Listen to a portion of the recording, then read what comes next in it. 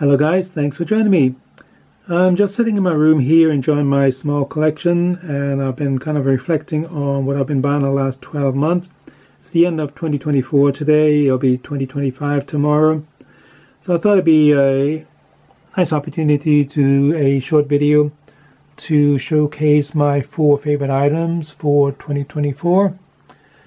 I've not been very busy the last 12 months buying things. I've only bought, I think, counting up maybe 20 items, even less than that perhaps, over the last 12 months. I'm not a active buyer of Militaria anymore these days. I'm quite happy with the collection as it stands, but I have bought a few items which I've been wanting to buy for quite some time, so I thought I'll just have a little look at them today and show you my top 4 items for 24. I'm not going to go into any great depth into these items. I've done individual separate videos on all of them, so I'll just show you what I think are my top 4 items for the year. First one is a Hitler Yugant knife. I've always wanted an example of one of these knives. I've always had an interest in the Hitler Yugant ever since I was a teenager myself, and it's one of the very first Third Reich organizations that I really studied, really read about, and got that particular example there.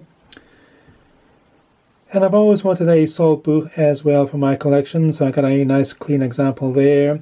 These were issued to Wehrmacht soldiers, so there would have been over 18 million of these produced over the course of the war. There were about 18 million men serving in the Wehrmacht between 1935 and 1945, and 13 million of them were Heer, or Army, and that particular salt book here belonged to a Army soldier, a medic who got drafted into the Army in September 1944, and it documents the last 9 months of the war. He ended up in a